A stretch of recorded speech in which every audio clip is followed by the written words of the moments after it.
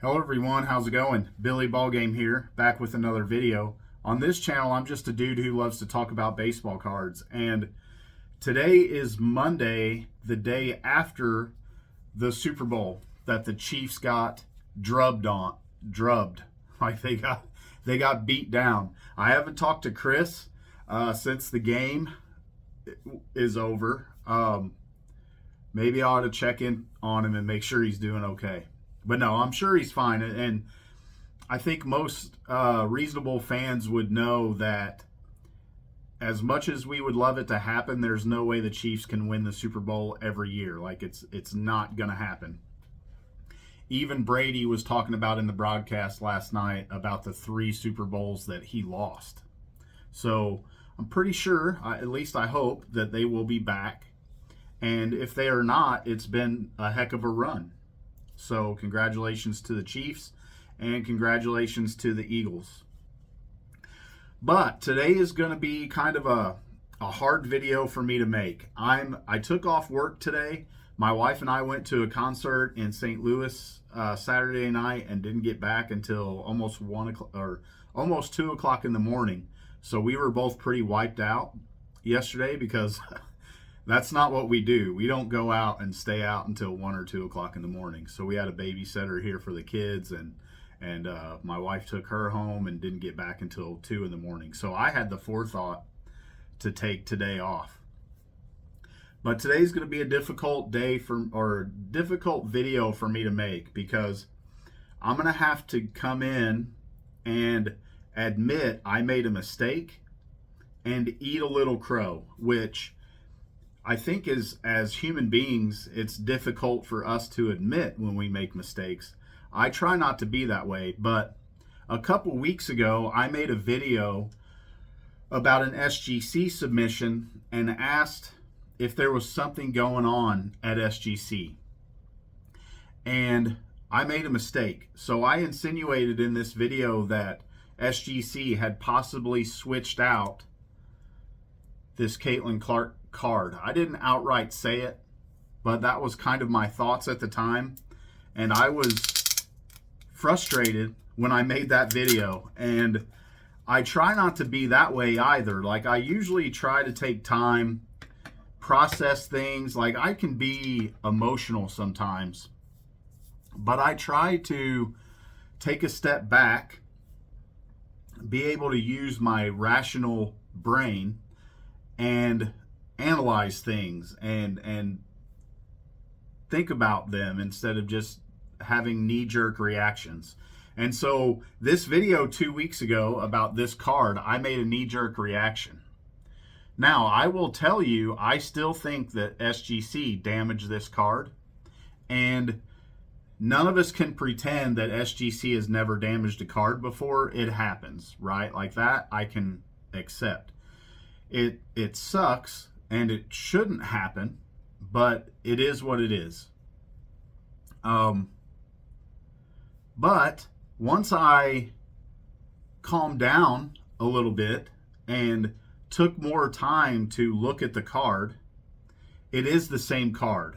And I think it's crazy, and some of you mentioned it in the comments, that for some reason the high resolution images will lighten up the edges on some of these cards and make it look like there's chipping all along the bottom and top edge.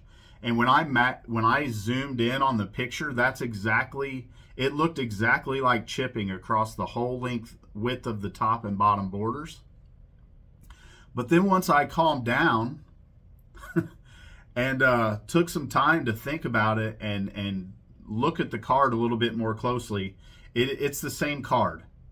And the reason why it's the same card is I noticed there was some fuzz. I'm trying to remember which edge that has the indentation on it. I think it's over here on this side of the card. So down here, there was a little piece of fuzz that was encapsulated in the SGC slab that is in this slab. So it is the same card.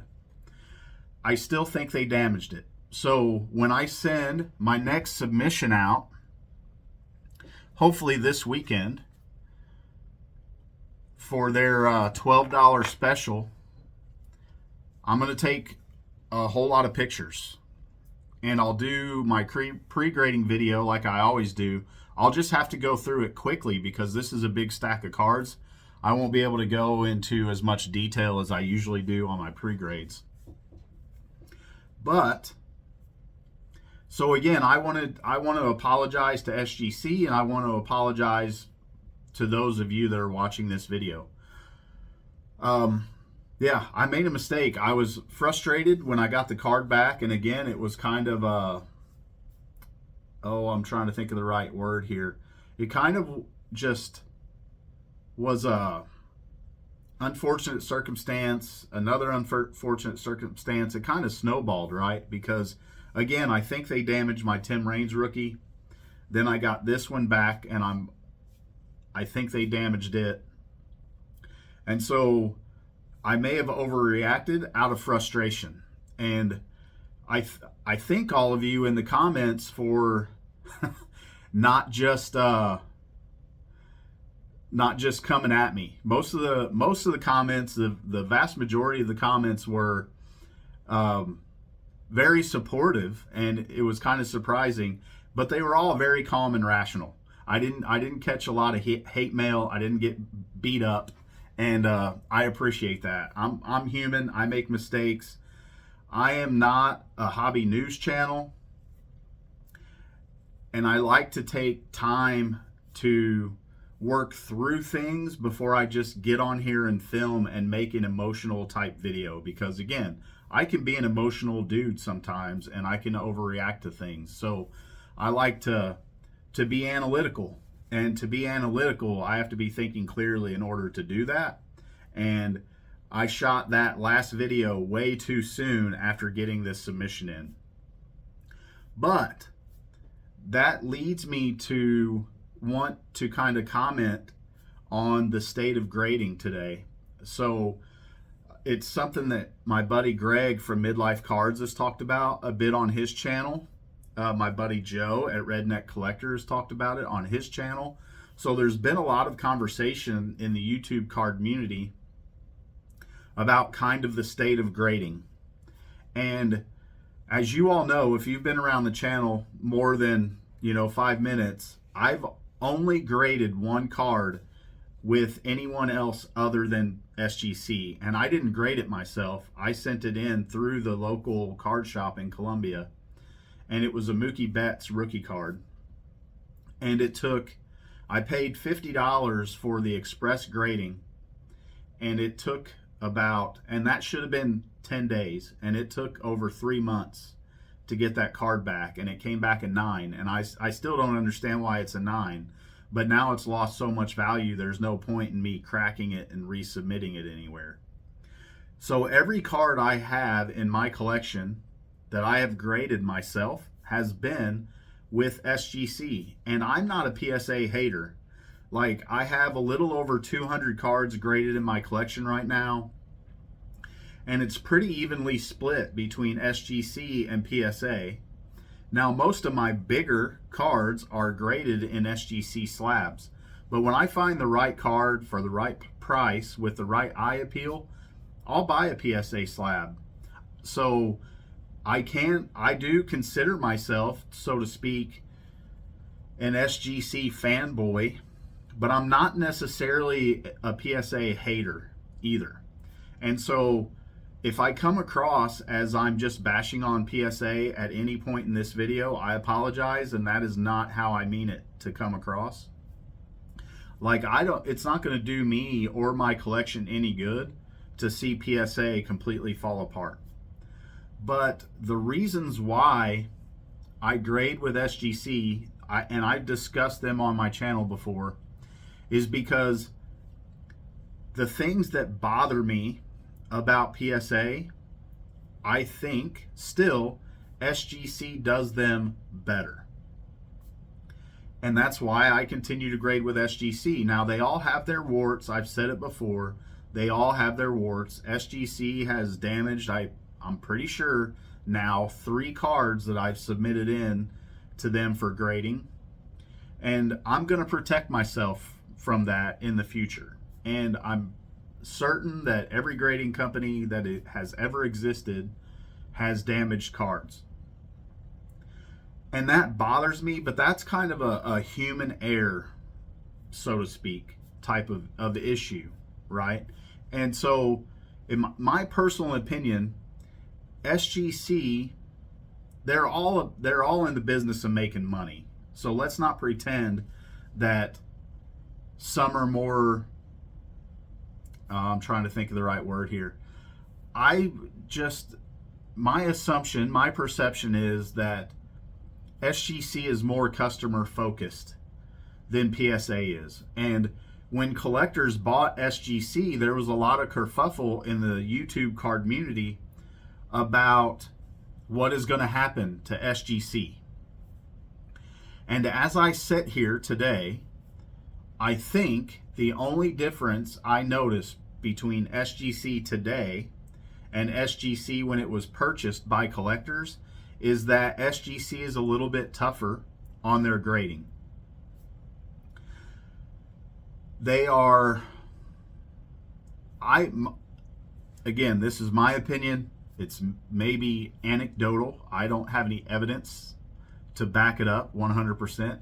But I think SGC grades half a point or half a grade or a full grade tougher now than they were a few years ago. I think they went up a level, and then here recently they've gone up another level of kind of toughness on their grading. Here recently, PSA came out and changed their grading standards. And I'm not a guy that grades a lot with PSA, but I have a lot of cards in my collection that are graded with PSA. Like I said, about half of them. And that bothers me because with so many things that PSA has done within the hobby lately, they are resting on their laurels. They are doing what is best for PSA, which again, I get that they are a business and they're in the business of making money. But they are running the risk, again, in my opinion, of alienating their customer base. And they have not learned from the past. PSA being the #1 grader in this space is not set in stone. There was a point in time, and we all know that Beckett was the #1 grader in the hobby. And they're nowhere near that now. Like, they are probably 4th best. So I think that PSA is kind of dancing with the devil, so to speak. They have talked about high ups in their community or in their company have talked about how their standards are subjective. And again, we know that grading is subjective. Like, I can grade this Ozzie Smith 1983 Topps card a 9, and then 10 different people can grade it and have different grades. Maybe not 10, but there's going to be some variance in there, and I understand that. But if PSA is training their graders to grade to PSA's standard, in my opinion, there should be a minimal amount of variance in the grade a card receives from one grader to the next. So there have been 2 different occasions, and I'm not going to dive too deep into it, where high ups in their company have said that a lot of it depends on the individual grader's opinion. And if that is the case, in my opinion, PSA is not properly training their graders on grading to their standard. If I go to work for any grading company and I put a grade on it that I feel that card has earned, if I don't take that company's grading standard into account, I'm not grading for said company, I'm grading for myself. And they are employees of, in this case, PSA. They should be grading by PSA standard. So therefore, there shouldn't be that much variance to where one grader can grade the same card an 8, one can grade it a 9, and one can grade it a 10. That's a 3 grade range, and that is way too wide in my opinion if they are grading it by their standard. And that's why I like to grade with SGC, because I feel that they are more consistent, which means to me more of their graders are grading by their standard. And again, there's some variance in there, but I have never seen a card, unless maybe it got damaged or something else happened, or I missed something. I have never seen a card with SGC, if you take those 3 equations off the table, I missed something or SGC may have damaged the card. So really there are two equations there that I'm going to remove. If you take those circumstances off the table, SGC has never graded a card more than 1 full grade, and most of the time it's half a grade off of what I think the card should be graded at. How can PSA, and I've seen it time and time again, somebody gets a 6, they crack it out of a slab, they send it back to PSA and it gets a 10. You're talking 6, 7, 8, 9, 10. So you're talking about a 5 grade range in there. They may as well grab some old lady out of the produce department at Walmart and have her sit down and start grading cards if they're going to have that wide of a variance in their card grading. To me, that is absurd, and there's no reason for that to happen. And now it's worse by PSA just quietly changing their verbiage on their website about their grading standards.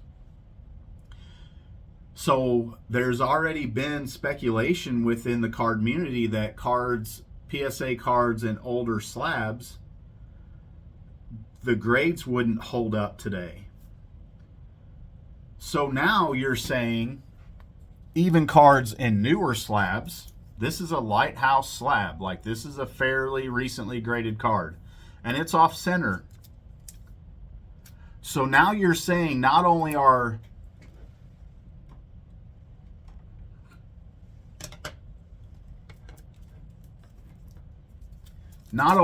these slabs not going to hold up in grade,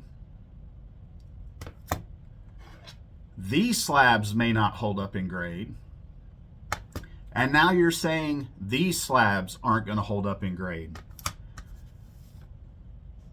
That's why I don't grade with CGC/CSG, is because they've changed too many things since they started grading cards.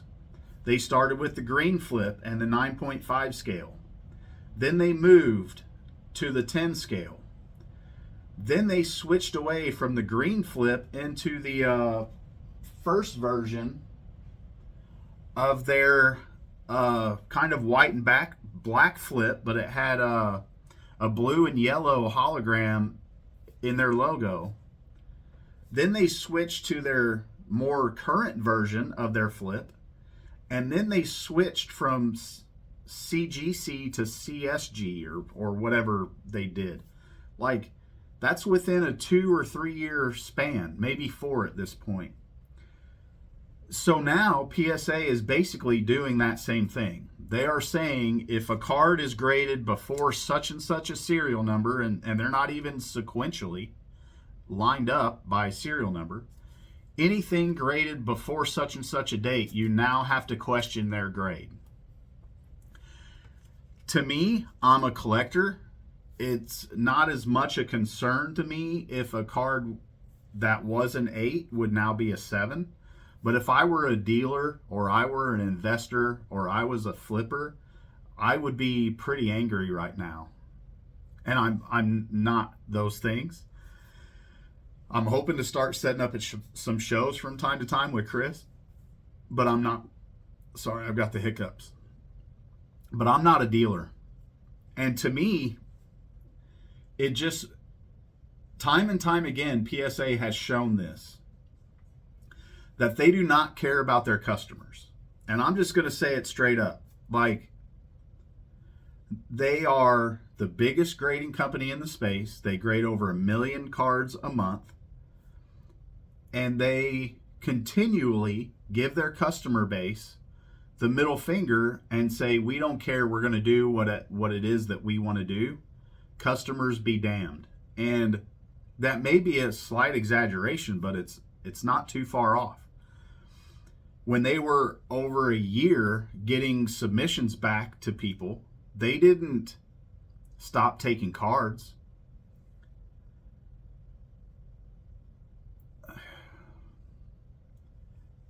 So again, it really bothers me. Like, I feel for you guys that submit with PSA.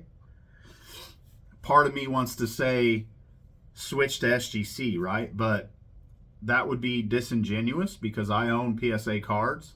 I don't want to see PSA become BGS. I don't want to see PSA become CSA, which is a grading company that was fairly reputable, evidently, back in the late 90s, early 2000s that no one remembers. I don't want to see that PSA become that. But PSA has shown that anything that any grace that they give the hobby or any services they provide their customers, it's on their terms, and it's only because they want to do it. Same way with the grader's notes. Like, how long have we been yelling about grader's notes? And SGC still hasn't given us grader's notes. SGC still hasn't given us a registry. I don't care about a registry, but I would really like to have some grader's notes. PSA can do them, but they're only going to do them on a certain service level. So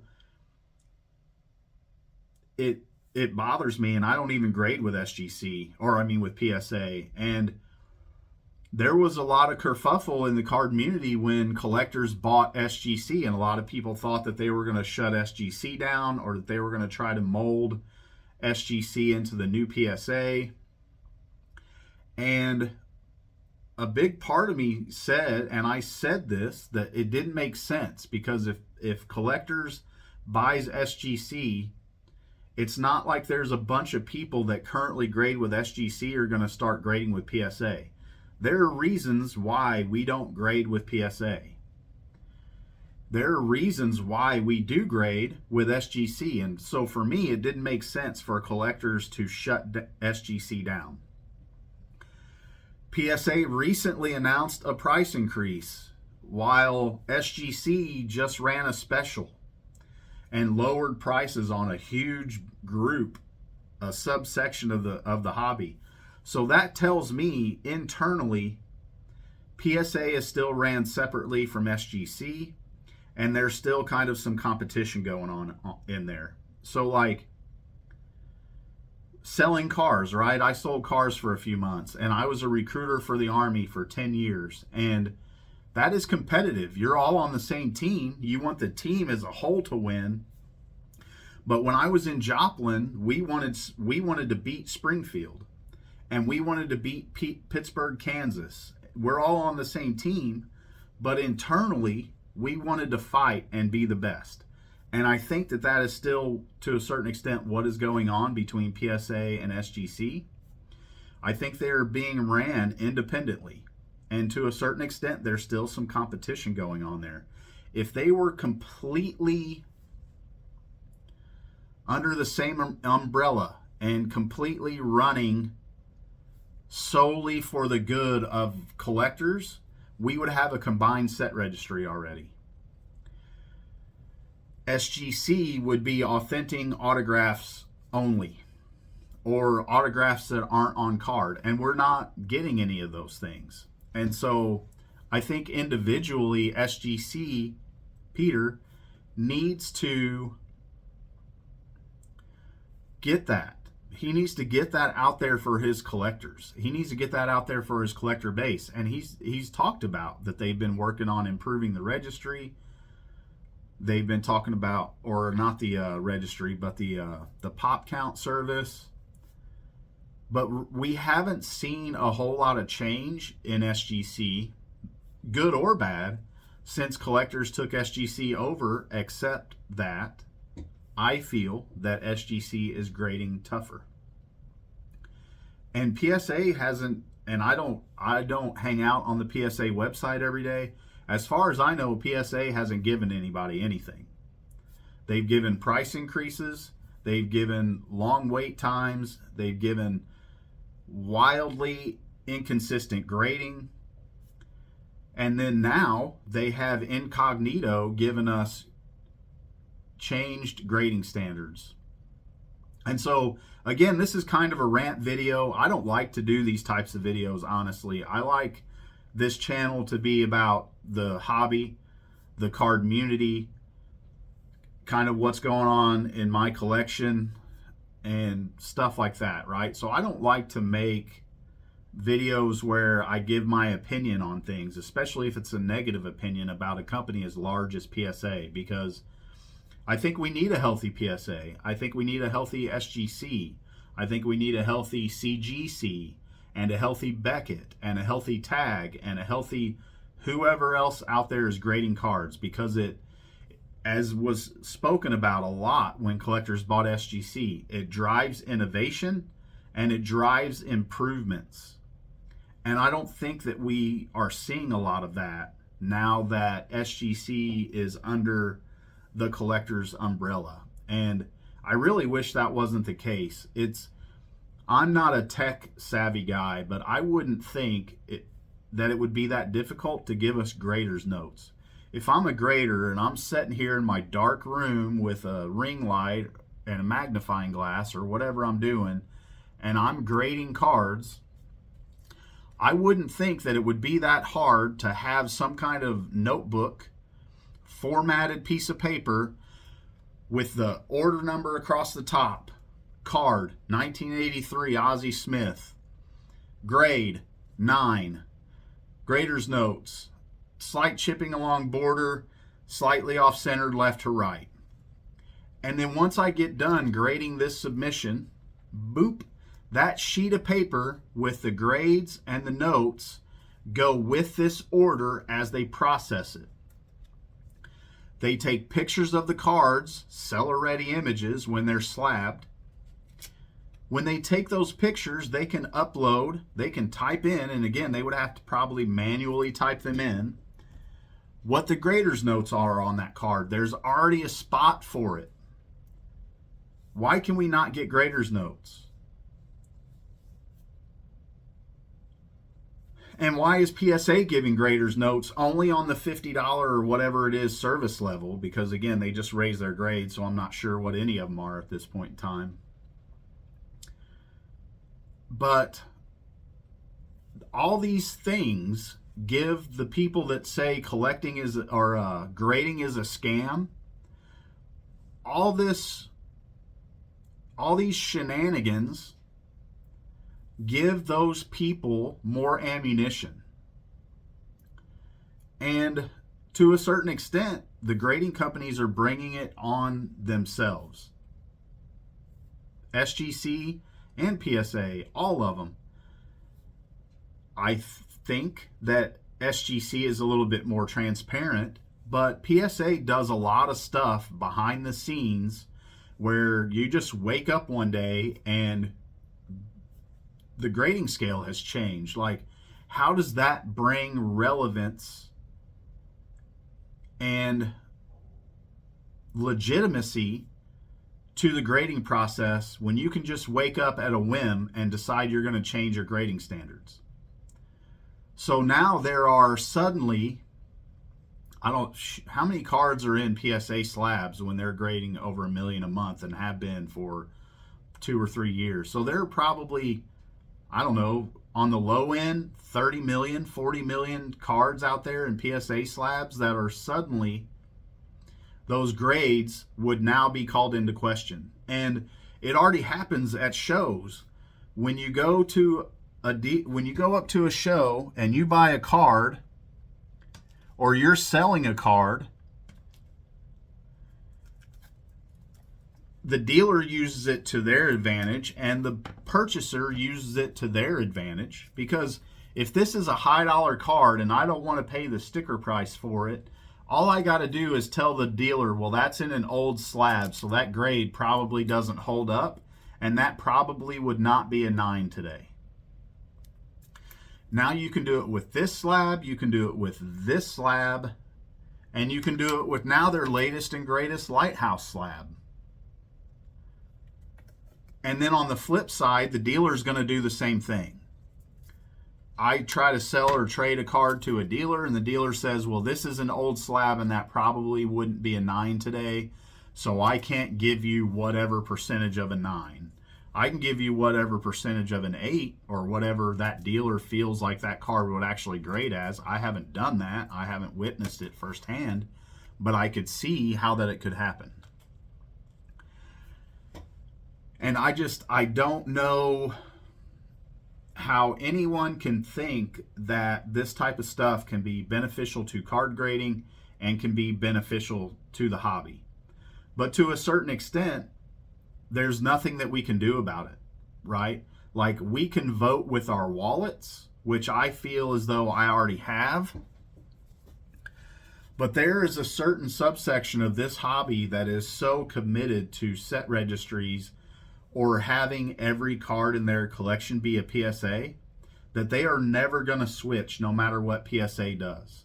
And that's fine. I'm not here to tell them any different. That's their decision. But it would be tough to get kicked right in the groin over and over and over again by PSA and me still sending cards to them. Because how much money would you have to spend in your collection if you had a huge collection like Chris from Missouri or Mike Moynihan baseball collector? How much would it cost you to switch your entire collection from PSA to SGC? It would cost probably hundreds of thousands of dollars to do that. And so I understand it. I get it that they're kind of beholden to PSA, and that is kind of crappy. And to me, that is just PSA taking their place in the hobby for granted, and that they are number one and they can never be bumped from their pedestal. And I think that that is very arrogant, and they're gonna pay for that. I don't think they'll become BGS, right? But they're gonna lose a chunk of their customer base over this grading kerfuffle. There are gonna be people that quit grading with PSA and start sending to SGC. And even if it's just a small percentage, if it's 2%, 2% of a million is a big number. Like, what is that? Let's see, 20,000 cards a month that they would lose potentially if they lost 2% of their customer base. And they're so big to where they probably wouldn't bat an eye at that, losing 20,000 cards a month. But I promise you that SGC or CGC or TAG or one of these other grading companies would be happy to pick that 2% up. I promise you they would. So really, I'm not here to bash PSA. To a certain extent, like, I get it. They're the number one. They don't have to do anything that they don't want to do. Luckily, I don't submit with PSA. If I did, I would be pretty frustrated and pretty aggravated right now. So the state of grading within the community right now is, as it always seems to be to a certain extent, is in some kind of state of flux. Like, since the pandemic, it's been in a constant state of flux. Pre-pandemic, PSA chugged right along at $8 a card, grading a few 100,000 a month, Their grades were much more consistent back then. I don't know this firsthand. I just know this from people that were grading with PSA back then, because I started grading with SGC during the pandemic. Actually, I sent my Mookie Betts through the dealership with PSA during the pandemic. So it was, later in the pandemic, like mid to late 2001 or 2021 when I started grading with SGC. But so pre-pandemic, PSA was steady. They plugged along doing what they did. SGC plugged along doing what they did. But money corrupts, right? And so now PSA is grading over 1 million cards every month. Their valuation of their chunk of the company has improved tremendously, and now there's less focus on the cards, less focus on the customers, less focus on providing steady grading, and more, at least in my opinion, more focus on money and doing what's best for PSA. And really, with all of these guys and with any business in the world, you are not beholden to your customers' every whim, and I get that. But over the long term viability of your company is going to be better when you do what's right for your customers. And SGC for a while now has not been doing that. And for the most part, other than a few questions here and there with SGC on potentially damaging cards or whatever, which again, I know 100% that they would make right. I just don't want to call them up or send them an email and say, hey, I think you damaged my card. I don't have any way of proving it, but I think you damaged my card and you need to make it right. Like, that's not fair of me to hold them to that standard. But I think generally, they do what's right for their customers. Now, it'd be great to get grading notes. It would be great for them to improve their pop counts. It would be great for them to give a combined set registry or even just an SGC set registry. That is less important to me. I would love to have graders notes. And in general, I think SGC tries to do right by their customers. And the day I feel that that is no longer the case is the day that I quit grading with SGC, and I will find another grading company. I don't know who it would be, because most of it's for vintage. Maybe if CSG or CGC has their stuff together and quit changing stuff around all the time, maybe it would be them. Maybe for my more modern stuff, it would be Tag. I don't know. That's hypothetical. Hopefully we don't have to worry about it, because hopefully SGC continues to do what SGC does. But it's frustrating. So those of you who grade with PSA, I feel for you. Let me know in your comments what you think. Again, this is a rant. Not all of this is just my opinion. I'm not hating on PSA. Like I said, they all have their warts, but I think they could all make improvements, and there are things that every grading company out there, especially PSA and SGC, because that's who I deal with most often, there are definitely things that they could do to improve their service for their customers. And that's really what all this is geared toward, is the hobby, the long-term viability of grading, the long-term strength of the hobby. So I think I'm going to wrap it up at that. This has been a long rambling video, as most of them tend to be. I'm at 39 minutes. So again, feel free to let me know your thoughts in the comments. But again, I just wanted to come apologize and eat a little crow over my Caitlin Clark and share my thoughts on the state of grading through my eyeballs as I see it. So until the next one, I hope everybody has a good one, and I'll talk to you later.